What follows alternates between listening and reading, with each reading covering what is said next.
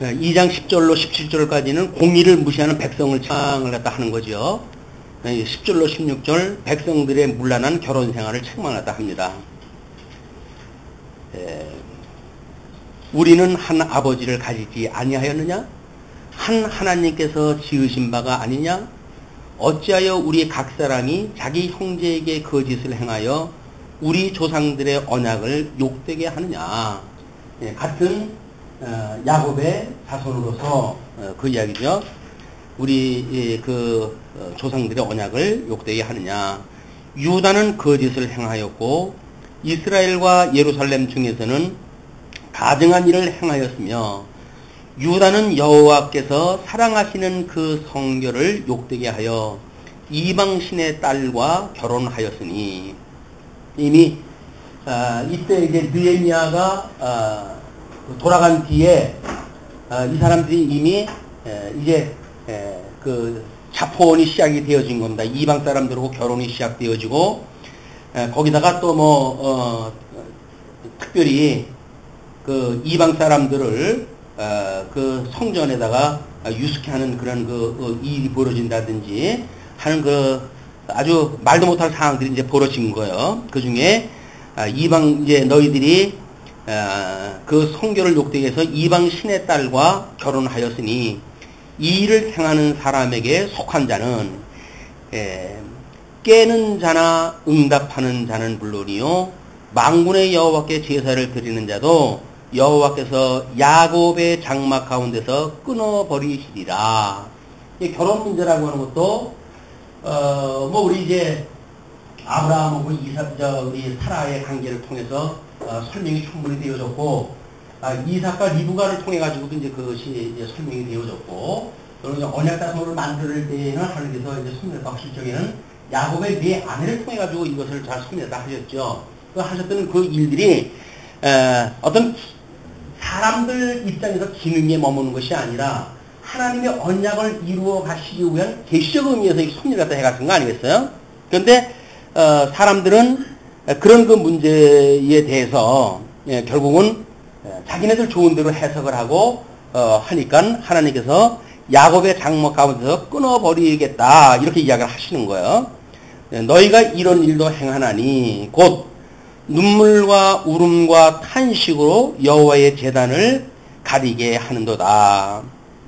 이런 일이 곧 눈물, 울음, 탄식 이런 걸로 여호와의 제단을 가리게 하고 그러므로 여호와께서 다시는 너희의 봉헌물을 돌아보지도 아니하시며 그것을 너희 손에서 기꺼이 받지도 아니하시거늘.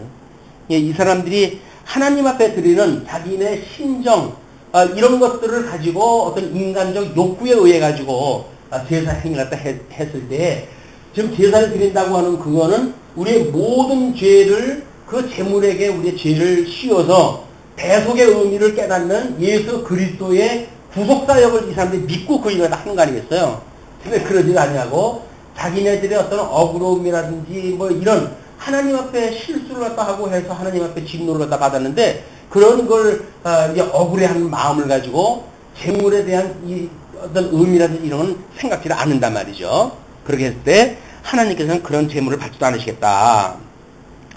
너희는 이르기를 어찌 됨이니까 하는도다. 이는 너와 내가 어려서 맞이한 아내 사이에 여호와께서 증인이 되시기 때문이라. 그는 내 짝이요 너와 서약한 아내로되 내가 그것에게 거짓을 행하였도다. 결혼이라고 하는 것은 우리 구약 성경에서는 하나님과 그의 백성 간의 관계를 결혼이라고 하는 문화로 설명이 되어졌죠. 신약 성경에 오게 되면 예수 그리스도와 주님의 몸된 교회와의 관계를 이제 남편과 아내의 관계로 설명을 했단 말이에요. 결혼의 문제라고 하는 거는 이 남편 대신 예수 그리스도를 맞이하는 아내의 심정으로 이제 이걸 봐야 되는데 이 사람들은 철저하게 어떤 이 교회의 기능을 위해서 이스라엘이라고 하는 자기네들이 살고 있는 그 기능을 위해 가지고 이방 신들의 딸하고도 결혼이 돼버리니까 이거는 계시의 원칙에 너무 벗어나 버리는 거예요. 하나님은 철저하게 하나님과 그의 백성과의 언약 관계를 하나님께 친히 이루시는 이런 그 내용을 좀 보여주시고자 했는데 사람들은 철저하게 자기네들의 욕심에 따라가지고 이방의 신들에 따르고도 결혼을 갖다 하게 되어지는 이런 그 형편에 지금 달했다 그 얘기죠. 그러면서 그에게는 영이 충만하였으나 오직 하나를 만들지 아니하셨느냐. 예, 이제 하나님께서는 한 가지 원리로 하나님 계시의 원리를 가지고 했는데 어찌하여 하나만 만드셨느냐. 이는 경건한 자손을 얻고자 하심이라. 그러므로 내 심령을 삼가 지켜 어려서 맞이한 아내에게 거짓을 행하지 말지어다.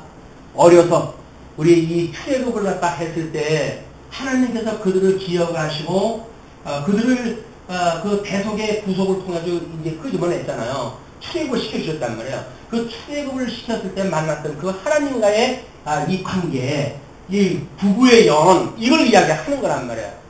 살다가 형편 좋다고 해가지고는 뭐 남편 벌어버리고, 형편 어렵다고 해가지고 잘 나가는 남편 다시 웃고, 이렇게 되어지게 되면 이 관계가 깨져버리는 거니까 너희들이 그렇게 하는 일, 지금 하고 있는 짓들이 그렇게 하는 일이다 그 이야기예요. 이스라엘의 하나님 여호와 이르노니 나는 이혼하는 것과 옷으로 학대를 가리는 자를 미워하노라. 이거는 지금 우리들이 보는 그런 그 이혼의 문제냐 뭐 이런 단순한 논리가 아닌 거예요. 이거는 어떤 이런 삶의 윤리적인 걸 지금 우리한테 설명하려고 하는 것이 아니라 하나님께서 이렇게 언약되어진 신실하신 하나님을 계시하시는 사건이기 때문에 그런 하나님을 계시하시는 남편 역할 이걸 해야지. 처음에 얻었던 아내를 뭐 마음에 안 든다고 해가지고 쫓아내고 이혼하고 라고 하는 그런 그 일들은 철저하게 나의 계시를 왜곡시키는 일이다 그 이야기죠. 나의 복음을 왜곡시키는 거고 이 말씀을 왜곡시키는 일이기 때문에 내가 용서를 다 못하겠다 그런 그 이야기예요. 뿐만 아니라 그 옷으로 학대를 가리워하는 자를 미워하노라. 학대를 갖다 해가지고 저 뭐 시크게 멍이 들었는데 그걸 갖다 옷으로 해 입혀가지고는 뭐 안 때린 척하고 이렇게 살아가는 일들 이런 일들이 언약 백성들이 지금 얼마나 처참하게 지금 살아가는지 이걸 너희들은 예배라고는 형식으로 묶어가지고 아주 하나님 앞에 잘 경배하는 그런 백성인 것처럼 너희들이 만드는데 이런 거는 하나님이 싫어하시는 일이다. 그거를 오직 하나님의 의가 되는 이 옷으로 덧입혀야지. 얻어맞고 뭐 그렇게 한 걸 너희들이 그런 옷으로 덧입혀가지고 숨긴다고 해야 될 문제냐. 그런 그 이야기입니다. 하나님의 의를 무시한 일들. 그 다음에 만군의 여호와의 말이니라. 그러므로 너희 심령을 삼가 지켜 거짓을 행하지 말지니라. 너희가 말로 여호와를 괴롭게 하고도 이르기를 우리가 어떻게 여호와를 괴롭혀 드렸나이까 하는도다. 이는 너희가 말하기를 모든 악을 행하는 자는 여호와의 눈에 좋게 보이며, 그들이 변명을 하고 뭐 늘 이제 입버릇처럼 하는 이야기예요. 그 모든 악을 행하는 자는 여호와의 눈에 좋게 보이며 그에게 기쁨이 된다 하며 또 말하기를 정의의 하나님이 어디 계시냐 함이니라. 이 사악한 시대의 특징이 뭐냐면 하나님의 선한 뜻하고는 전혀 다르다는 거예요. 지금도 우리가 기독교가 어떤 인간 윤리적인 접근으로 해가지고 뭐 사회 정의를 구현하고 인간 윤리를 회복하고 하는 그런 그 문제들은 하나님하고 아무 상관이 없는 이야기예요. 기독교라고 하는 것은 윤리 종교가 아니다. 철저히 계시 종교예요. 하나님의 영광을 계시하시는 영광을 보고 그거 하나님을 찬양하는 것이 인생의 본분이지. 사람들 보이는 앞에서 무슨 예쁘게 옷을 입고 뭐 비단 옷을 입고 아장아장 걷고 뭐 금방울을 잘랑잘랑거리고 그것이 뭐 하나님은 뭔 상관이 있겠어요. 지네들 폼내려고 하는 일인데, 그러니까 하나님께서 그렇게 하는 것이 신앙생활이 아니다. 그런 그 이야기입니다. 그냥 너희들은 그걸 일상으로 뭐 입버릇처럼 그러고 산단 말이야. 내가 이렇게 예수님을 하나님을 잘 경외하는데 하나님이 왜 이러지? 이렇게 너희들이 하는데 너희들이 그렇게 하는 게 전부 외식하는 것이다. 사람 보는 앞에서 행하는 일이지 내 보는 앞에 마음을 하는 일이 아니다. 라고 하는 것을 지적을 한 거죠. 자, 그러면 3장과 4장으로 가게 되면 신이 이루실 제사에 대한 약속이 소개가 되어집니다. 너희들 너희들이 맡겨놨던 거, 막 이런 것들 너희들로는 이루어질 수가 없는 거야. 그런 그 이야기죠. 그러면 3장 1절로 15절, 언약의 사자를 약속을 하셔요. 아까도 이야기했지만, 그 사자라고 하는 거는, 실체적인 걸로 해서는, 세례 요한과 예수님으로 와 닿지만, 이때는, 만약에 말라기 시대가 지금 이제 이 30년대란 말이에요. 그럼 그 뒤에 바사가 무너지고 헬라 제국이 등장을 하고, 그리고 거기에 이게 디아도코이라고 해가지고 사국으로 분국이 되어지고, 거기서 끊임없이 지금 이런 그 일들이 도표에 나오지 않습니까? 시간 연대별로. 이거는, 특별히시는 말라기 선지서로 해야지 끝이 나지만, 다니엘서의 약속이라든가 스가랴 또는, 에스겔에서 이야기했던 것이 이루어지는 그 실제적인 부분들, 이것이 암흑기에 일어나는, 중간기라고 하는 암흑기에 일어나는 역사적인 사실들이란 말이에요. 거의 성경에는 이게 숨겨져 있지만, 역사적으로 해가지고 이게 드러난 거 아니겠어요? 우리는 예수님이 오셨을 때 그 역사적인 과정을 지난 뒤에 예수님이 오셨으니까, 예수님은 그 과정을 다 아시는 분들이에요. 이런 거에 의해가지고 구약성경을 전체로 우리가 해석을 해야 되기 때문에, 지금 그 3장에서, 그 언약의 사자다라고 하는 그 이야기는 구약성경에서 끊임없이 지금 반복적으로 왔고, 그리고, 지금, 어떤 그때 궁극적으로 그때 어떤 부분적인 역사 속으로 본다면, 여기서 말라기는 지금 이렇게, 이어서 선지 사역을 했잖아요. 그럼 12년 만에, 12년 있다가 돌아갔던 느헤미야가 1년 있다가 다시 돌아올 거 아닙니까? 그럼 느헤미야의 개혁사역이 이제 또 시작이 될 거라고요. 그러면 가깝게는 느헤미야가 여기 해당되어지는 그 인물일 수가 있는 거예요. 가장 그 근접한 역사적 배경으로 보게 되면. 그러니까 이걸 어떤 하나로 지칭을 갖다 하는 거는, 우리 그, 구약성경을 해석하는데 너무 제한을 갖다 주게 된다. 반복적으로는 그 사자라고 우리가 임의대로 순명이 되어져야 수많은 그 성경에 게시되어진 사자를 만날 수가 있게 되어진다는 거예요. 자, 그러면 3장 1절로 15절까지 언약의 사자 약속 중에 1절로 6절까지 메시아와 선지자의 도래를 예언했다 하지요. 물론 뭐 선지자도 그 메시아지만, 만군의 여호와가 이르노라, 보라, 내가 내 사자를 보내리니 그가 내 앞에서 길을 준비할 것이요. 문자적으로 보게 되면 예수님 오셨을 때 요한이 그 길을 개척한 것하고 딱 떨어져요. 그거는 그냥 뭐 두말할 것도 없어요. 그건 예수님에 대한 예표적인 사건이에요.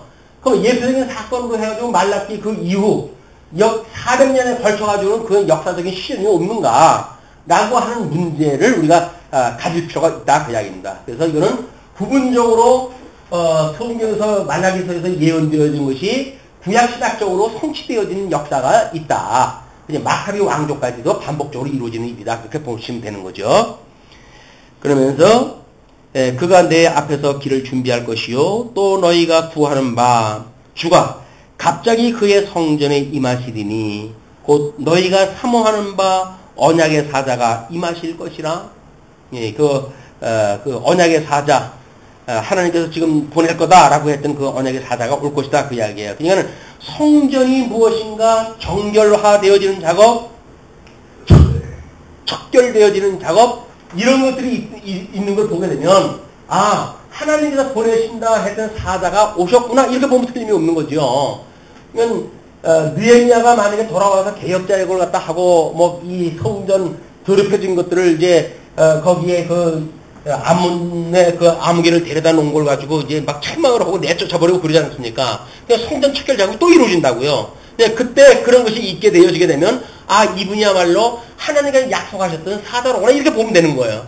물론 뭐 우리 예수님이 오셨을 때 요한을 보고 길을 평탄케 했던 분이라고 이렇게 믿어지듯이 또는 예수님께서 성전을 척결하는 작업을 갖다 해가지고 그 과정을 통해가지고 이분은 하나님께 보내신 분이로구나, 하나님께 보내신 사자로구나 이렇게 이해하는 것처럼 말라기 선지자의 이 예언 활동 이후의 사건도 그런 해석이 필요하다 그런 그 이야기입니다. 그가 임하시는 날을 누가 능히 당하며 그가 나타나는 때에 누가 능히 서리요. 그는 금을 연단하는 자의 불과 표백하는 자의 잿물과 같을 것이라. 뭐 이런 걸 직접 예수님한테 설명해 가야 우리의 죄같이 붉은 죄를 갖다 사해 주시고 우리의 그 옷을 흰옷같이 우리를 성결케 하셨던 이런 복음을 갖다 바로 설명이 되어지죠. 그냥 이거는 구약적 성식으로 설명하다 하면 돼요. 그죠? 메시아가 왔을 때 성전이 성결되시고, 요한복음에서 이야기하는 성전의 수전절을 지키는 그런 그 의미도, 그 수전절이 지금 마카비의 그 성전 수전을 갖다 하는 걸 기념으로 해가지고 만들어진 제도들이거든요. 그냥 그런 제도 아래 이 신약의 어떤 그 역사도 시작이 되어지기 때문에 그때 성경에는 보이질 않지만 언약으로 남아져 있었던 일들을 우리는 일반 역사를 통해서 확인할 수가 있다. 그가 은을 연단하여 깨끗하게 하는 자같이 앉아서 레위 자손을 깨끗하게 하되 금, 은같이 그들을 연단하리니 그들이 공의로운 제물을 나 여호와께 바칠 것이라. 예. 그렇게 해야 이제 다시 한번 또 정렬이 되어져요. 예. 하나님 앞에 정상적으로 제사 활동이 되어지고 그러거든요. 근데 말라기가 이야기할 때 보게 되면 이제 이 뒤에 이제 11조 문제가 나오는 거 아니에요? 그러면 그 일이 약속만 되어져 있지 이들이 드리는 현상들은 어떻다는 거예요? 그냥 그렇게 저는 거, 눈 보고 이런 거 좀 하나님 앞에 드린단 말이에요. 그런 게 있기 때문에 하나님께서 장차 그런 일들을 다시 종교 계획을 일으키고 이런 그 하나님께서 이 일을 갖다 역사해 가시겠다. 그지 느헤미야의 후반부에 나오는 그런 그 역사라는 겁니다. 자, 그러면서 그때에 유다와 예루살렘의 봉헌물이 옛날과 고대와 같이, 옛날과 고대라고 하는 거는 아까 이제 레위와 모세 때까지 거슬러 올라갔잖아요. 그때와 같이 봉헌물이 옛날과 고대와 같이 나 여호와께 기쁨이 되려니와 내가 심판하러 너희에게 임할 것이라.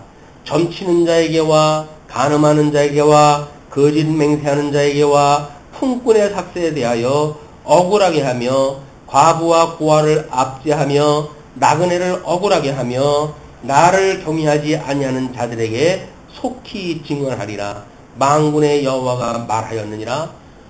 반복적 역사에서 시험이 좀 있게 되어지지 않습니까? 말라기 이 예언 이후에도 끊임없이 시험이 좀 이게 임할 거예요. 반복적으로. 그렇게 되어질 때 하나님께서 너희를 그걸 심판하신 일이다. 그 얘기죠. 너희를 그렇지 않으므로 내가 너희를 버리는 일이다. 그런 그 이야기입니다. 나 여호와는 변하지 아니하나니 그러므로 야곱의 자손들아 너희가 소멸되지 아니하느니라.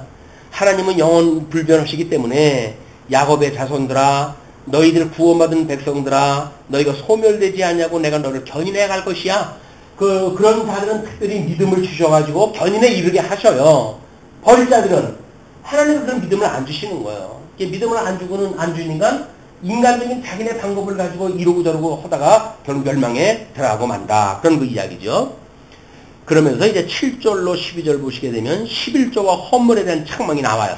이건 우리 아까 1장과 2장이라고 하는 그 문장의 연결선상에서 이걸 이제 보셔야 되는 거예요. 11조 문제도. 만군의 여호와가 이르노라 너희 조상들의 날로부터 너희가 나의 규례를 떠나 지키지 아니하였도다.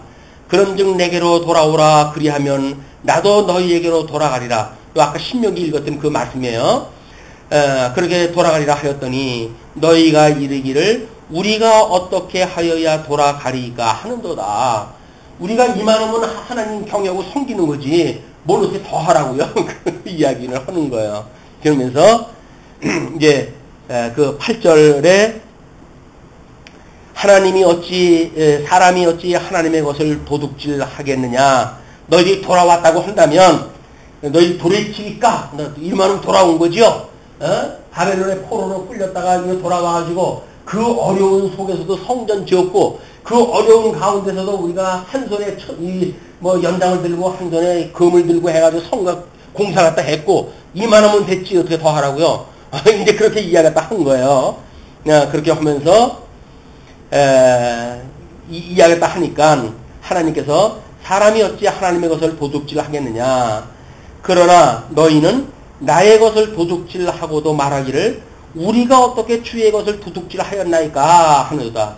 끊임없이 하나님의 뜻하고 인간의 뜻하고 인간의 생각하고 상충되잖아요. 질문과 답의 형식을 보게 되면 하나님의 질문과 인간의 답이 틀리고 하나님의 질문과 인간의 이 답이 틀려요. 모순이 일어난단 말이에요. 하나님께서 이렇게 너희들이 도둑질 하고도 말하기를 우리가 어떻게 주의 것을 도둑질 하였나이까 하는도다. 이는 곧 11조와 봉헌물이라. 이 11조와 봉헌물은 도둑질을 했다고 하는 걸 전제갖다 해가지고 하는 일이거든요. 근데 그거를 뭐 안 하는 것이 도둑질이라고 해버리게 되면 앞이 다 잘라버리고 결국 돈 내려는 얘기밖에 안 되잖아요, 이게. 너희 곧 온 나라가 나의 것을 도둑질 하였으므로 너희가 저주를 받았느니라. 하나님 앞에 이렇게 앞에서도 언급을 했지만 온전한 제물을 온전한 제사장이 온전하게 드렸다고 한다면 너희들한테 끊임없이 하나님을 소개하는 일이 되었을 터인데 그렇다고 한다면 너희들이 하나님의 그 공의로운 하나님을 믿고 하나님의 은혜를 누리고 살아갈 거 아니냐. 근데 너희들이 그러지 못했기 때문에 내가 널 이 바벨론의 포로로 끌려가게 한 거 아니냐? 그런 그 이야기죠. 너희 온 나라가 나의 것을 도둑질 하였으므로 너희가 저주를 받았느니라. 만군의 여호와가 이르노라. 너희의 온전한 11조를 창고에 들여 나의 집에 양식이 있게 하고 그것으로 나를 시험하여 내가 하늘문을 열고 너희에게 복을 쌓을 곳이 없도록 붓지 아니하나 보라.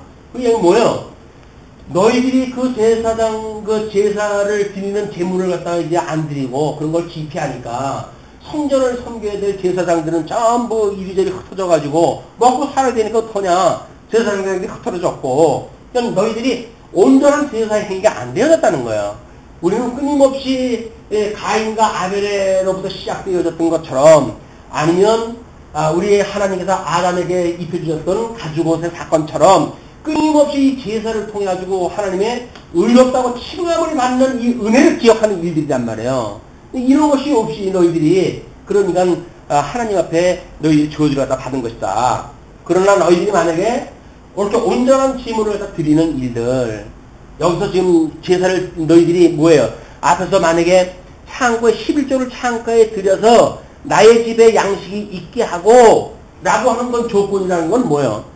저는 거라든지 눈먼 거라든지 이런 거 해가지고 이렇게 거짓 제사를 드리는 일이 아니라 온전한 제물을 드렸을 때 그런 것이 성전에 그득하고 그래서 하나님 앞에 제사를 드리는 이런 제사장들이 마음 놓고 하나님 앞에 봉사할 수 있는 이런 여건을 만들어지고 그런 걸 하라는 이야기지 단순하게 11조를 내는 이야기가 아니잖아요. 너희에게 복을 쌓는 곳이 없도록 붓지 아니하나 보라. 만군의 여호와가 이르노라. 내가 너희를 위하여 메뚜기를 금하여 너희 토지 소산을 먹어 없애지 못하게 하며 너희 밭의 포도나무 열매가 기한 전에 떨어지지 않게 하리니 너희 땅이 아름다워짐으로 모든 이방인들이 너희를 복되다 하리라. 만군의 여호와의 말이니라. 하나님께서 이미 열조에게 복을 주시고 가라사대 생육하고 번성하라 땅을 충만하라 그리고 다스리라 라고 약속했던 나라가 약속이 되어졌는데 그 이야기예요. 나라가 약속이 되어졌는데 그러니까 너희들이 하나님 앞에 이렇게 11조를 드려서 온전한 하나님하고의 관계가 유지가 되어졌을 때 비로소 나는 너희들한테 복 있는 자라고 하는 걸 깨닫게 하시겠다. 뭘로? 젖과 꿀이 흐르는 땅을 약속을 했다 했으니까 그 젖과 꿀이 흐르는 그 땅에 이제 가뭄도 없고 또 그다음에 어떤 그런 그 황충이 와서 먹지도 못하게끔 해가지고 떨어지지 않게끔 하겠다 그 이야기예요. 11조를 냈기 때문에 그러는 것이 아니라 하나님하고의 관계가 이것이 회복이 되어지면 너희들이 바벨론의 포로로 끌려갔지만 바사의 고레스에 의해서 귀환령에 의해서 몸뚱아리는 와가지고 너희들이 회복되어졌다고 그러지만 이 하드웨어는 너희들이 이렇게 완성되어졌다고 하는지 모르지만 너희들 안에 있는 소프트웨어는 전부 썩은 대로 있는 거야. 그 이야기야. 형식은 무엇인가 완성되어지라고 가는 것 같지만 그 내면 세계는 여전히 썩은 대로 있는 것이다. 그러니까 그거를 이제 회복을 갖다 해야 된다는 이야기 아닙니까? 자, 그래서 만군의 여호와가 이르노라. 내가 너희를 위하여 너희 밭에 포도나무 열매가 기한 전에 떨어지지 않게 하리니 너희 땅이 아름다워짐으로 기름 젖과 꿀이 흐르는 그런 그 땅 아름다워짐으로 모든 이방인들이 너희를 복되다 하리라. 그때 비로소 열조와의 언약을 기억을 하게 되어지는 거예요. 이게 하나님께서 언약하신 것이 결국은 하나님의 의를 통해 가지고 이렇게 이루어지는구나. 이걸 깨달게 되어져야 되는데 다음에 이제 13절로 15절 이스라엘 백성들의 교만한 죄악이 고발됩니다. 여호와가 이르노라 너희가 완악한 말로 나를 대적하고도 이르기를 우리가 무슨 말로 주를 대적하였나이까 하는도다. 하나님은 대적했다고 그러니까 우리가 언제요? 그냥 늘 그러는 거야. 이 맞장구레기 아들들이 하는 얘기가 그거 아닙니까? 너 왜 이렇게 안 해? 그러면 왜 했어요? 뭐 이래가지고 그 지적하는 걸 갖다 꼭 그 받아치고 하잖아요. 네. 이는 너희가 말하기를 하나님을 숨기는 것이 헛되니 만군의 여호와 앞에서 그 명령을 지키며 슬프게 행하는 것이 무엇이 유익하리요. 그 음식을 해도 안 되고 뭘 해도 안 되고 그러니까 이게 뭐가 유익하겠느냐 그런 그 이야기죠. 지금 우리는 교만한 자가 복되다 하며 악을 행하는 자가 번성하며 하나님을 시험하는 자가 화를 면한다 하노라 합니다. 요즘하고 똑같죠. 예수 믿고 복받으라고 그러면 아이고 예수 믿는 사람들 보니까 복음커녕 말도 못하더라. 근데 예수합니다. 나 지금까지 잘 살았는데 무슨 예수 믿고 왜 내 그 고난 속으로 들어가냐. 당신이나 잘 믿어라. 이렇게 이야기를 한단 말이야. 이 하나님이 없다고 하는 시대의 아픔입니다. 자 그러면서 이제 장면이 바뀌죠. 3장 16절로 4장까지 엘리야 선지를 약속으로 딱 합니다. 먼저 3장 16절로 18절 의인과 악인이 받을 분깃에 대해서 이렇게 이야기를 해요.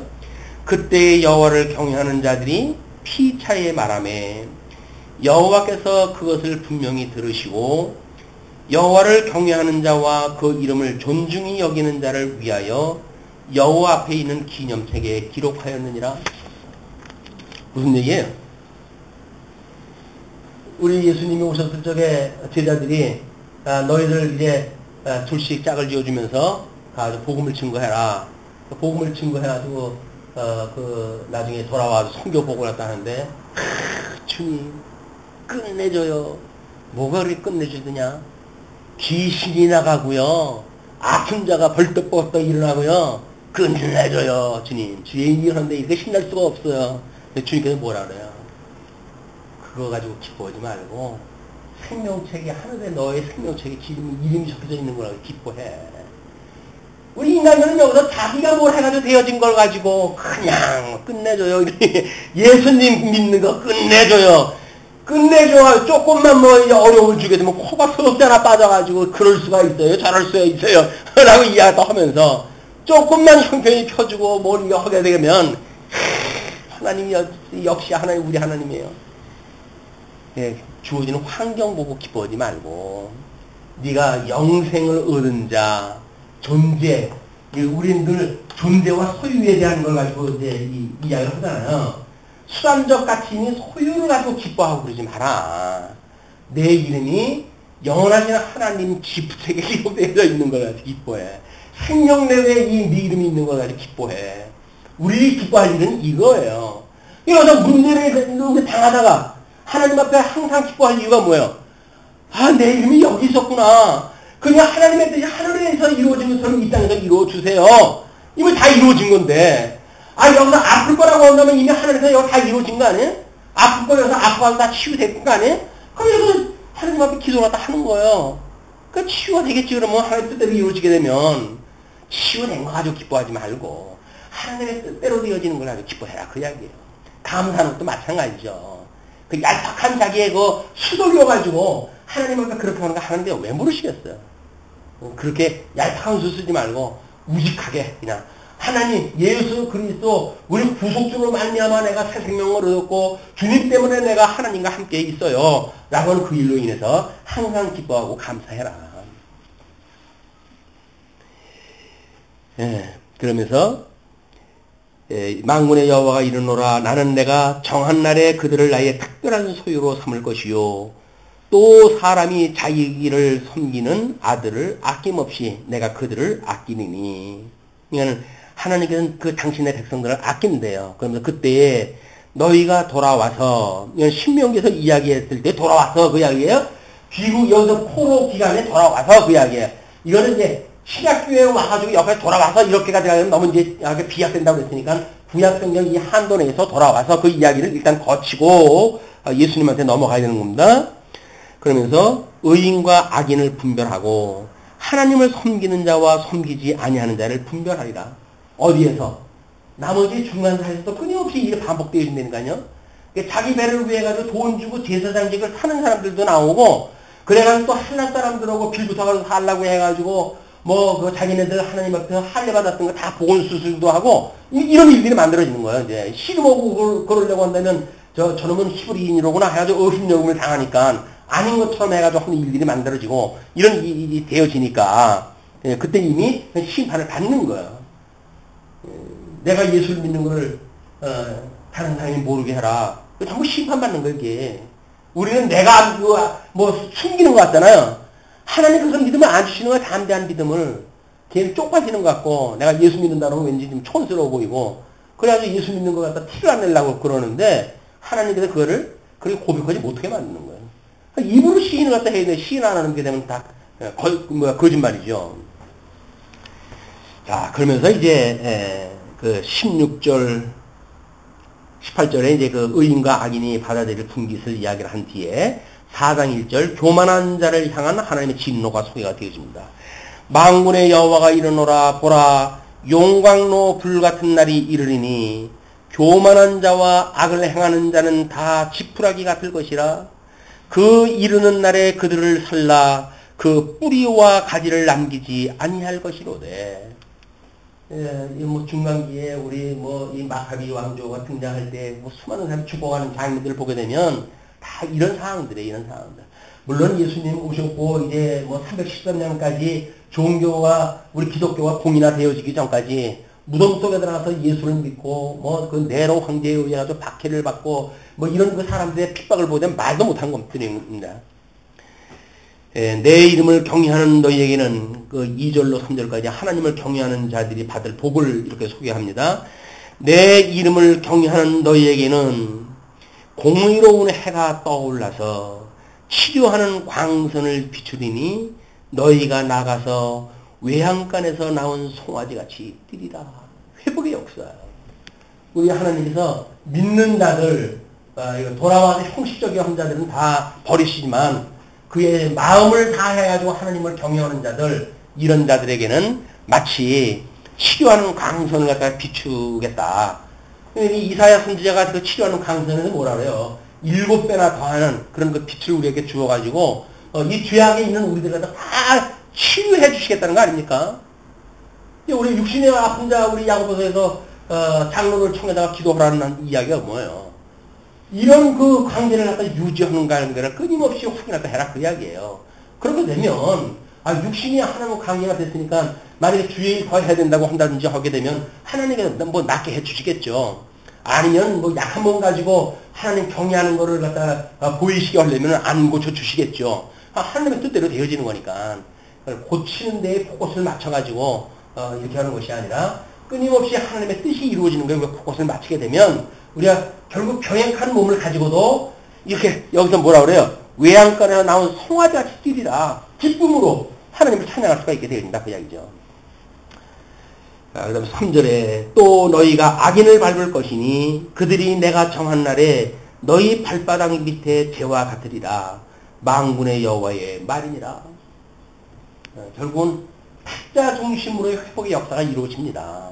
이거는 장차 예수님이 와가지고 모든 그 사단 권세를 철장 권세로 이제 밟을 것에 대한 예표적인 사건이죠.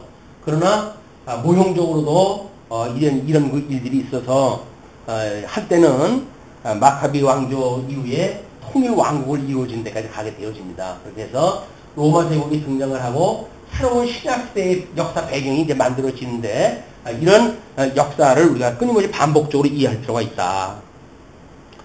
4절은 율법에 대한 권면입니다. 너희는 내가 호렙에서 온 이스라엘을 위하여 내 종 모세에게 명령한 법, 곧 율례와 법도를 기억하라. 율례와 법도가 전부 뭐예요? 여기서 율례와 법도가 하나님은 기름 부음 받은 자를 통해 가지고 하나님의 나라를 이루시겠다는 거 아닙니까? 여기는 하나님께서 나라를 세우시고 하나님이 다 해가시겠다는 이야기예요. 그럼 하나님이 세우신 나라를 왜 바벨론의 포로로 끌려가게 하시고, 그리고 이 뭐 참 이게 뭐 허물어지기 짝이 없는, 허물어지기 쉬운 그런 모습으로 회복을 해주셨습니까? 이거는 눈에 보이지 아니하는 영광의 세계를 보여주신 사건이다. 그래서 나중 영광이 먼저 영광보다 승하게 하시기 위한 것이라고 하지 않습니까? 가시적인 세계로부터 비가시적인 세계, 이런 눈으로 보이는 가치의 세계로부터 영존하는 그런 그 가치의 세계로 우리의 가치관이 확장되어지는 거란 말이에요. 더 고상해지는 거란 말이에요. 하나님의 자녀로 더욱 높아지는 거란 말이에요. 승기하게 되어지는 거란 말이에요. 이런 걸 겨우 썩을 걸 가지고 그게 좋은 건지를 알고 거기에서 뭐 그냥 자랑을 삼고 그걸로 나의 기업이라고 생각이 들어가서 살게 되면 저주받은 거다. 보라, 여호와의 크고 두려운 날이 이르기 전에 내가 선지자 엘리야를 너희에게 보내리니, 선지자 엘리야가 뭐예요, 결국은? 물론 이제 이 시각성경의 해석에 의할 것 같으면 여기 선지자와 이제 선지자와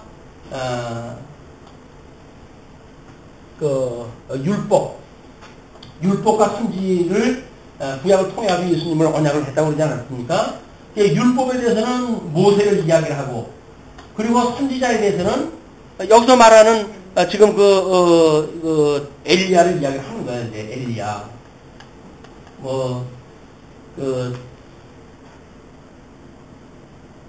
자기는 혼자 남았다고 이렇게 하나님 앞에 넋두리를 갖다 했지만, 하나님께서 그 시대에, 사악한 시대, 아합이라고 하는 그런 임금이 결국 이방 여자를 데려다가 완전히 그 우상을 섬기는 이런 아주 사악한 세계를 만들어가는 그때에 목숨을 내대고 엘리야 선지자가 해가지고 400명의 그 우상을 섬기는 제사장들하고 맞짱을 뜨잖아요.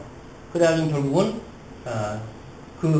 그들을 갖다 승리하지만 아합에 의해 가지고 쫓기게 되어질 때 나밖에 안 남았습니다. 주님께서 그런 소리 하지 마라. 내가 나를 위해 가지고 700명을 내놨어. 하나님께서 하시는 일이에요. 모든 게 하나님께서 하시는 일이에요. 엘리야라고 하는 그 이야기는 선지의 대표를 이야기하는 거죠. 하나님의 말씀을 증거되어지는 선지자가 오게 되어지면 그것이 모형적으로 이것이 이루어진 사건들이에요. 뭐 마카비 왕조가 이루어진 그 역사 속에서도 다른 사람들은 다 헬라 제국에 헬라화되어져 가는 그런 때에 수능을 안 하잖아요. 항거하잖아요. 율법에 그렇게 되어져 있지 않아. 그래서 하나님의 말씀 듣잖아요. 그것이 이미 선지자로 듣는 거예요. 그 선지자가 오는 거예요. 그렇게 됐을 때 엘리야를 너희에게 보내리니 그가 아버지의 마음을 자녀에게로 돌이키게 하고 자녀들의 마음을 그들의 아버지에게로 돌이키게 하리라. 이게 뭐예요? 이 관계가 회복되어진다는 거 아닙니까?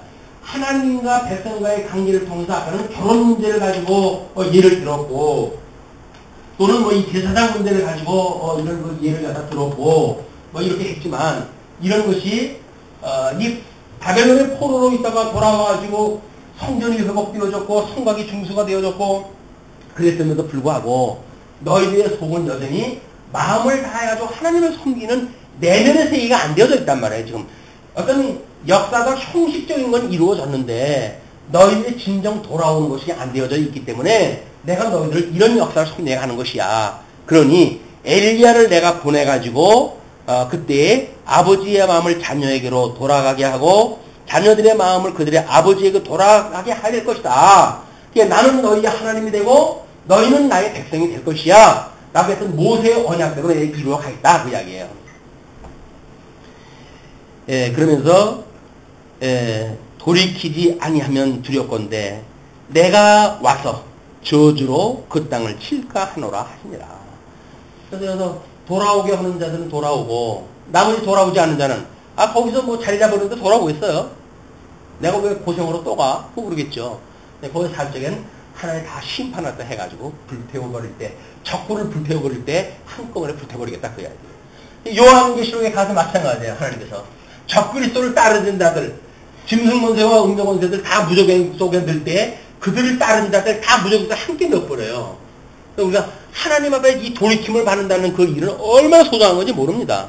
지금처럼 이 같은 기독교가 형식화되어져 가는 이런 것 가운데 우리가 하나님의 말씀에 어떤 그 진가를 발견하고 우리가 마음을 다해서 돌아갈 그런 그 마음을 주셨다고 하는 이 일은 이 세에 살아가는 특별한 우리들만이 누리는 이 선민에게 준 복을 우리가 누리고 사는 거예요, 이게. 나만 그러냐, 뭐 어쩔 수 없이 합니까? 하나님께서 말씀을 갖다가 주신다고 해요. 다 생명 대신 예수 그리스도 만나는 게 아니에요.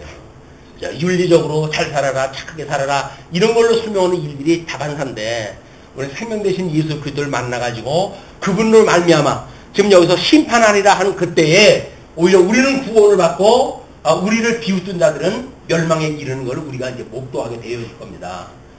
그렇다고 한다면, 우리는 믿을 만한 그 하나님을 섬기는 거 아닙니까?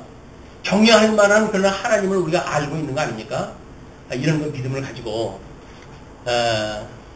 또 우리 흩어져 있는 시간도 주님으로부터 오는 위로를 받으시고, 이것이 다 하나님의 은혜였어. 은혜로 말미암은 일이야.